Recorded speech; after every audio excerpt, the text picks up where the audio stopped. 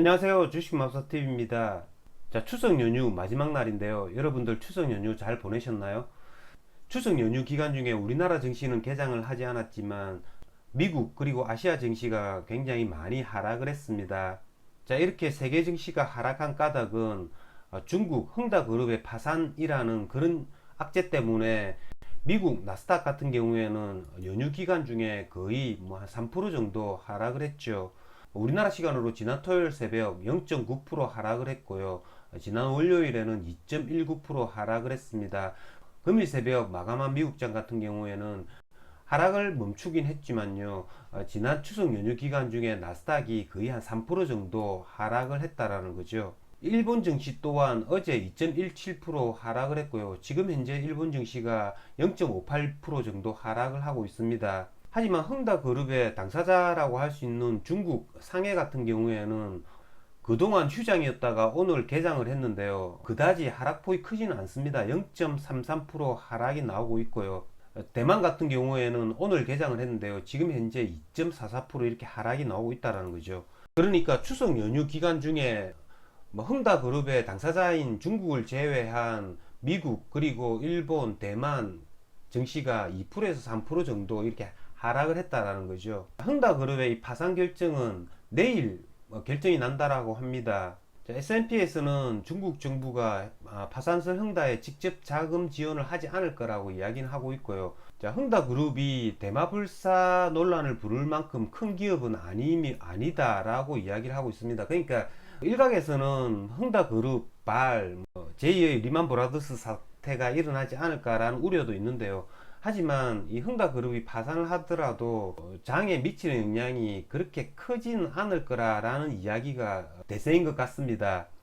자, 문제는 흥다그룹보다 우리나라 시간으로 내일 새벽 열리는 미국 FOMC 회의 결과 발표죠. 시장에서는 이번 9월달 FOMC 회의에서는 이 테이퍼링에 대한 이야기를 하지 않을 거라고 이야기는 하는데요. 하지만 혹시라도 내일 테이퍼링에 대한 이야기가 나오고 그 다음에 미국 증시가 하락을 한다면 우리나라 증시가 여기에 더 큰 영향을 받지 않을까라는 생각이 듭니다. 우리나라 증시 같은 경우에는 지금 현재 시점에서 오늘 만약에 개장을 했다면 우리나라 증시가 한 3080포인트 1%에서 2% 사이까지 이렇게 갭 하락을 했을 가능성이 높습니다. 하지만 내일 또 미국 증시를 봐야겠죠. FOMC 회의 결과 발표 이후에 미국 증시가 다시 상승을 해준다면 우리나라 증시도 이 3100포인트 이상에서 이렇게 시작을 할 것 같고요. 만약에 내일 미국 증시가 다시 크게 하락을 한다면 3000포인트도 생각을 해봐야 할 것 같습니다. 그러면 종목 하나하나 보시면서 말씀드리겠습니다. 자, 첫 번째 종목은 현대중공업입니다. 자, 현대중공업 같은 경우에는 지난 금요일 날 신규 상장을 했죠. 얘가 공모가가 6만원이었으니까요. 지금 현재 공모가 대비 90% 정도 상승을 했죠. 일각에서는 현대중공업의 주가가 고평가되었다라는 이야기를 하긴 합니다. 하지만 이렇게 시가총액이 높은 애들은 처음에 신규 상장을 했을 때 기업의 절대 가치보다 단기간의 수급에 따라서 움직이는 경향이 많습니다. 자, 현대중공업 같은 경우에는 지난 금요일 날 외국인이 170만 주 매도 물량이 나왔죠. 자, 현대중공업 같은 경우에는 상장 후 이 외국인이 매도할 수 있는 물량이 340만 주 정도가 됩니다. 그 중에 170만 주 정도가 지난 금요일 날 상장하자마자 외국인 물량으로 매도 출현이 됐다라는 거죠. 하지만 현대중공업 같은 경우에는 기관 투자자들이 매도할 수 있는 물량이 50만 주 정도밖에 되지 않는다라는 겁니다.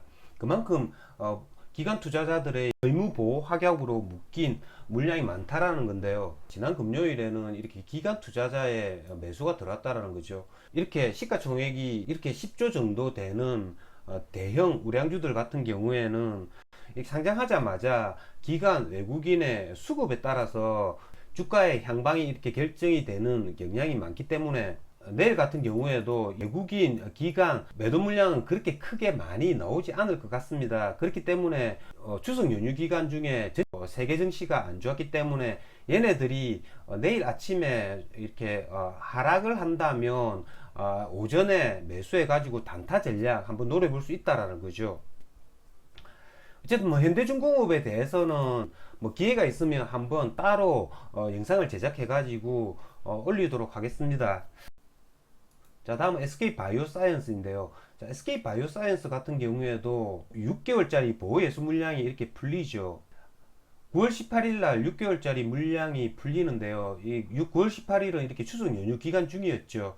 그렇기 때문에 내일부터 6개월짜리 기간의 보호 예수 물량이 390만 주 이렇게 해제가 됩니다. 그렇기 때문에 공모가 6만 5천 원에 비하면 지금 현재 뭐 27만 원이니까요. 공모가 대비 지금 400% 이상 상승한 가격이죠. 그렇기 때문에 기간의 수익 실현 욕구가 굉장히 강할 것이라고 생각이 드는데요. 기간에 보호예수 물량이 풀리면서 가격이 하락 조정을 보인다면 보호예수 물량을 이렇게 해소하고 충분히 반등을 해줄 수 있다라는 겁니다. 그렇기 때문에 이런 애들은 뭐 이런 자리죠. 24만원대 초반, 그리고 뭐 21만원대 이런 부분까지 뭐 온다면 분할 매수해 가지고 반등을 노려볼 수도 있다라는 겁니다. 자, 다음은 2차전지 소재주들인데요. 자, 추석 연휴가 시작되기 전에 굉장히 강했던 섹터가 이 2차전지 소재주들이었죠. 하지만 추석 연휴 기간 중에 세계 증시가 굉장히 많이 하락을 했기 때문에 내일 열리는 우리나라 증시도 하락 조정을 보일 수밖에 없다라고 생각이 들고요. 그 와중에 최우선적으로 매수 가능한 종목이 그 전에 굉장히 좋았던 이 2차 전지 소재주들입니다. 그 소재주들 가운데서도 이 대장주죠. 에코프로 비행 같은 경우에는 뭐 외부적 조건 때문에 만약에 에코프로 BM이 이렇게 40만원 초반대까지 뭐 가격 조정을 보인다면 이 종목이야말로 최우선 매수 대상 종목이 아닌가라는 생각이 듭니다. 에코프로 BM 뭐 40만원대 초반 이런 자리에 온다면 적극적으로 매수 고려해 보도록 하겠습니다. 다음은 알루미늄 관련주인데요. 뭐 사마알루미늄 같은 경우에도 9월 28일 그러니까 다음 주 화요일 날 투자 경고 종목에서 해제가 되죠. 이런 애들 같은 경우에도 이번에 종합주가지수가 하락을 한다면 이런 21이동 평균선 29,000원대 중반 이런 자리는 충분히 매수 고려해 볼만 하다라는 겁니다. 왜냐하면 투자 경고 종목에 묶여 가지고 이렇게 가격 조정을 받았기 때문에 이 투자 경고 종목이 해제가 되면서 이렇게 다시 슈팅을 해줄 가능성도 굉장히 많다라는 거죠. 그렇기 때문에 사마알루미늄 얘들 21이동 평균선 부근에 온다면 적극적으로 매수 한 번 더 고려해 보도록 하겠습니다. 자, 다음은 홍준표 관련주들인데요. 자, 추석 연휴 기간 중에 이 정치 테마주들은 조금 이렇게 흐름의 변화가 있었습니다. 추석 연휴 기간 중에 이재명이 성남시장 시절 시행했던 화천대유라는 그 사업이 굉장히 도마의 대상에 올랐습니다. 그리고 뭐 윤석열 같은 경우에는 뭐 SBS 예능에도 출연을 했죠. 추석 연휴 기간 중에서는 윤석열이 상대적으로 이재명이나 홍준표에 비해서는 뭐 조금 호감도가 증가하지 않았나라는 생각이 듭니다. 하지만 뭐 추석 연휴 이유가 또 문제겠죠. 지금 현재 윤석열 같은 경우에는 뭐 검찰의 고발 사주라는 거로 인해서 공수처 그리고 검찰 내에서 이렇게 지금 현재 수사 중이죠. 지난 금요일에는 이 홍준표 관련주들이 이렇게 크게 하락을 했습니다. 여러분들 다들 아시다시피 이렇게 홍준표 관련주들이 지난 금요일 날 이렇게 크게 하락한 까닭은 홍준표가 지난 목요일 날 국민의힘 대선 TV 토론 중에 윤석열의 조국 가족 수사에 대한 게 조금 지나치다라고 이야기를 한 바 있는데요. 그렇게 이야기를 해가지고 국민의힘 내부에서 홍준표에 대해서 굉장히 많은 비판을 했다라는 거죠.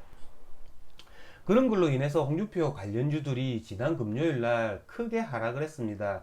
하지만 이 홍준표 관련주들이 이렇게 크게 하락한 거 여기서 홍준표 관련주들이 끝날 것 같지는 않습니다.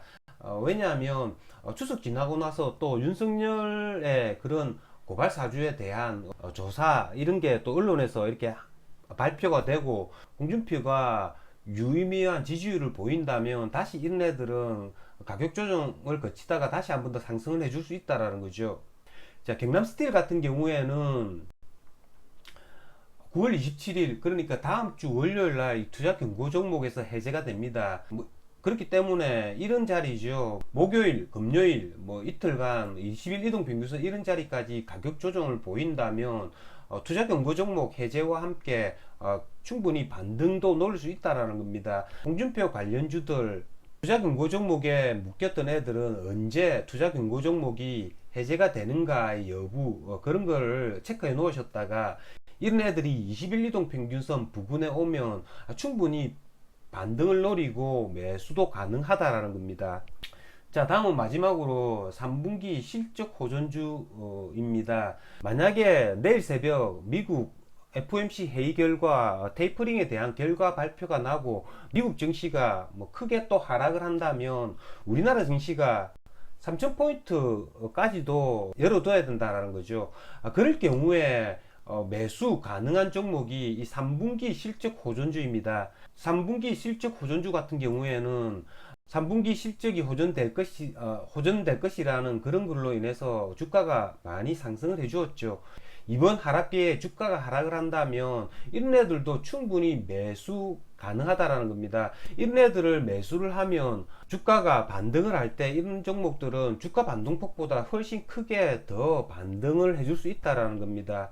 뭐 그렇기 때문에 여러분들도 이렇게 3분기 실적 호전주들을 따로 모아 놓으셨다가 만약에 주가가 크게 하락을 한다면 이런 종목을 매수하는 전략도 괜찮아 보입니다. 긴 추석 연휴가 끝나고 내일부터 다시 거래가 시작이 됩니다. 여러분들 다들 성공 투자 하시길 기원 드리겠습니다. 이상으로 주식마법사TV를 마치겠습니다. 제 영상이 도움이 되셨다면 좋아요, 구독, 알림 버튼 부탁드립니다. 끝까지 시청하신 분들에게는 보유 종목이 급등할 수 있게끔 마법을 걸어드리겠습니다. 윙가르디움 레비오사 감사합니다.